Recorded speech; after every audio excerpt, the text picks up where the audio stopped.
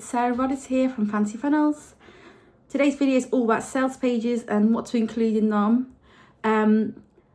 I really hope this is helpful. This is one of the top things I am asked about when it comes to funnels and creating the sales funnels and all that kind of stuff. So give this a watch, grab the resource in the description below.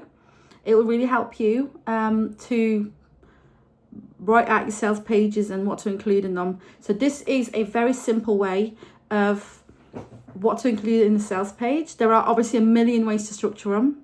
There isn't technically a right or wrong answer.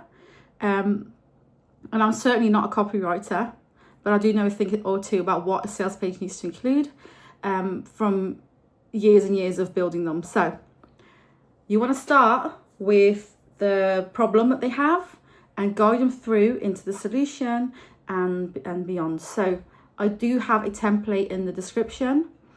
It also includes an example of that template kind of filled in. I find the examples are quite useful because it helps you to see in action, and then you can apply the principles to your own text. What it will guide you to do is to add all the offer details first. It will ask you a bunch of questions first to fill in, and then what you can do is you can then go ahead and fill that into actual copy. So it's gathering information first and then converting that into actual copy. So before we go ahead, I just want to let you know a sales page is more than just a pretty page with a payment button in it. I would actually advise you to focus on all those details. So creating that copy more than a design. Of course, design needs to be accessible. It needs to not be too out there, unusable, unreadable. It needs to be in a format that people can actually read it and digest what's there. But what's more important than the design is actually the content that's in there. So I really urge you to spend some time on this. Even if you never get around to putting it in a page and you just have it in a Google Doc, this page is very important, like writing out all these details. So grab that template and then watch this, because it's quite, I'm going to talk you through it in a nutshell really. But what you want to start with is the problem. So once you have all your offer details worked out and you've got it all there and you know exactly what's included and for whom and how long and what bonuses are included and the price and all the details that someone might want to know, including accessibility information, if there's like something in person or even online, to be honest, we want to know accessibility information. Nowadays, I want to know if there's transcripts. I want to know if there's how long the videos are going to be, how long sessions are, all that kind of stuff. So I want you to start with the problem though, because without a problem that people aren't going to want to pay, people are not going to get their card details out and pay, there needs to be a problem and there needs to be a solution to it. So at the very core of your sales page, you need to highlight a problem and you need to highlight the solution and how that's going to happen.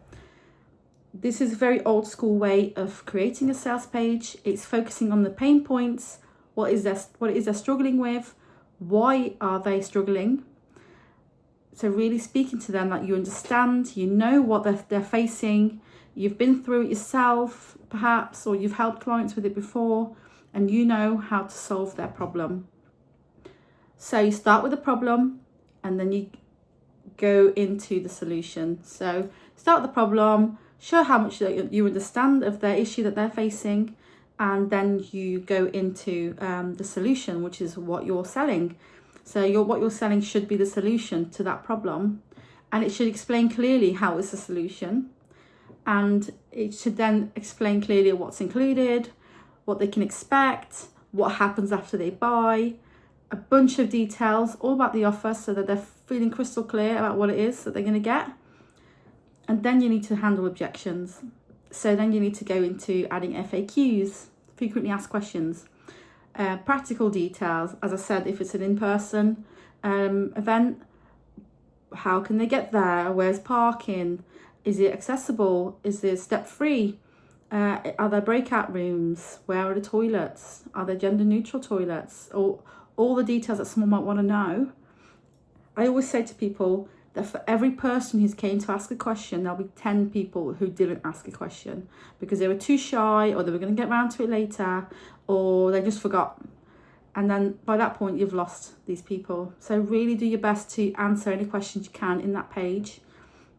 It will also take some work away from you, right? If you're doing a lot of marketing and you're getting all the same questions over and over, just include them in the page, right? If you can't think of every single question ahead of your launch of the page, once you start getting questions, go back and update them into the page. So it's not the end of the world if you haven't included every question that someone might ask, but if any arise later, start to add them to the page. So you can always go back and update.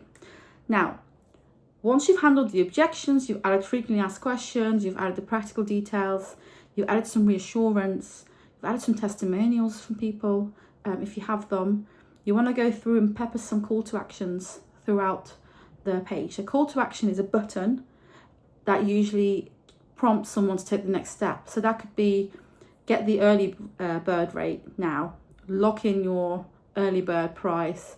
It could be join the next cohort. So it's a phrase, and it's usually on a button as well. It's a phrase that urges people to click and then go to checkout. So that is a call to action. You're going to start slotting them throughout the page because you don't want to go too long of scrolling with no button for people to click. That is one of those things that makes people drop off. Another thing you don't want to do is have the page, the price right at the bottom of the page. It's a bugbear for many people, and I understand why. So my personal sweet spot is not at the top, not at the bottom. Well, repeated at the bottom. I'll put it somewhere in the middle and then repeat it at the bottom as well. In the final, like, I'd love to have you there. This is what you get. This is the price. Join us. You know, like a last reminder at the end of the page. I really hope this helps. Go fill that document in. It's very helpful. It's a good starting point if you're new to writing sales pages or you just want a refresher. As I said, this is a very simple way. There are other ways, and I do have myself other ways of doing this, but it's certainly a really good start. It will have everything you need in a sales page. So yeah, grab that guide in the description, and if you have any questions, feel free to drop me a message. I hope you have a beautiful day and take care. Bye bye.